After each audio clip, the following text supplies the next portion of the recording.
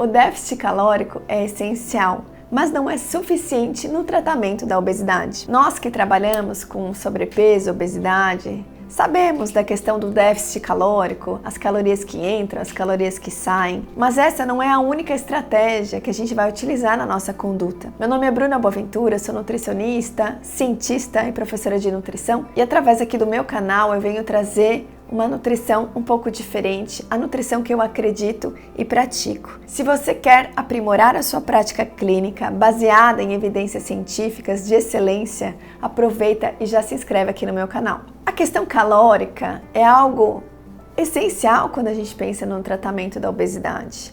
É claro que a gente objetiva a perda de peso e para a perda de peso, sim, a gente busca um déficit calórico. Mas quando a gente olha o tratamento global da obesidade, são outras questões que também podem interferir nos resultados e inclusive na perda de peso. Quando a gente organiza o tratamento de saúde do nosso paciente com obesidade, uma das abordagens será assim incentivar o déficit calórico através de um plano alimentar, da prática de exercícios físicos, mas também a gente vai buscar melhorar de certa maneira a qualidade da dieta, dos grupos alimentares consumidos, melhorar muitas vezes a frequência das refeições, melhorar o comportamento alimentar daquele paciente, tornando de uma maneira mais funcional aquele comportamento alimentar. Então, o consumo alimentar, o comportamento alimentar,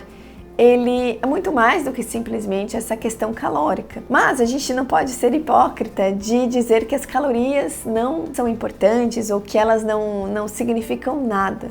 É claro que significam. A gente precisa ter muita noção sobre densidade calórica, sobre preparações que acabam aumentando muito a quantidade de calorias. Então, essas escolhas alimentares mais inteligentes, escolhas alimentares que priorizam alimentos que aumentam a saciedade, que aumentam a questão do controle inibitório, no controle especialmente da vontade de comer alguns alimentos. Então são vários elementos que a gente vai buscando consolidar junto com o nosso paciente para que a perda de peso e a melhora dos marcadores das doenças associadas com esse paciente que tem obesidade, para que isso tudo comece sim a dar resultado.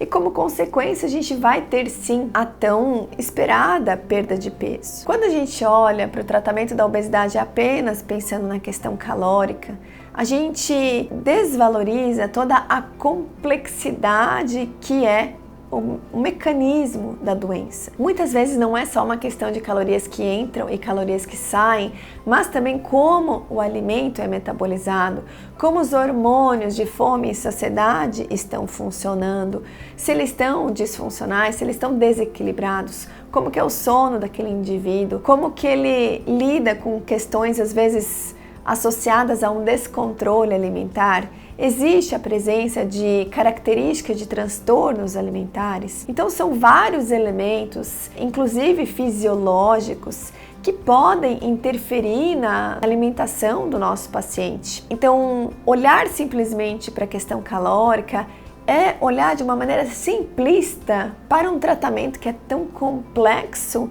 e multifatorial. Por que a pessoa come o que ela come, na quantidade que come, como ela come, com quem ela come? O objetivo é o déficit calórico? Ok, mas como que a gente pode auxiliar o nosso paciente a esse objetivo? Como que a gente pode dar subsídios de enfrentamento dos gatilhos, das situações que levam a pensamentos sabotadores e um consumo alimentar demasiado? Quando a gente olha só para o déficit calórico, a gente simplesmente passa um plano alimentar hipocalórico e é isso, siga. O paciente ele vai seguir? Será que ele vai conseguir seguir?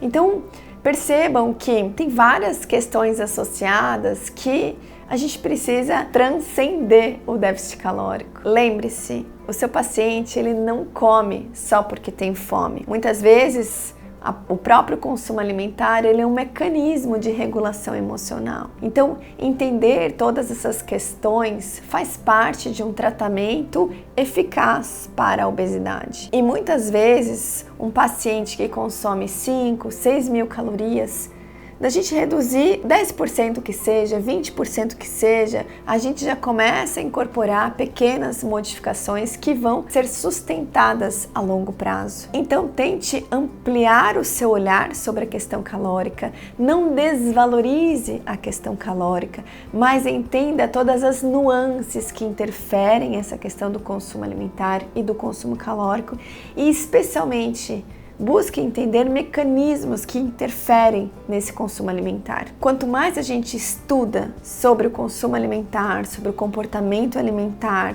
sobre os aspectos que interferem no consumo alimentar, sobre o tratamento eficaz da obesidade, a gente começa a entender a complexidade disso tudo e entender que muitas vezes a gente entrega um tratamento muito simples para uma questão que é muito complexa. E especialmente na nossa formação básica como nutricionistas, a gente aprende elementos básicos sobre essa questão calórica do tratamento da obesidade. Busque, aqui no meu canal tem vários vídeos que eu falo sobre manejo da obesidade e outras questões que podem melhorar a adesão do paciente. Então, dê uma olhada, busque outras informações e se eduque em relação ao tratamento, ao melhor tratamento que você pode entregar ao seu paciente com obesidade. Se você gostou do conteúdo de hoje, curta, compartilhe e se inscreva aqui no canal.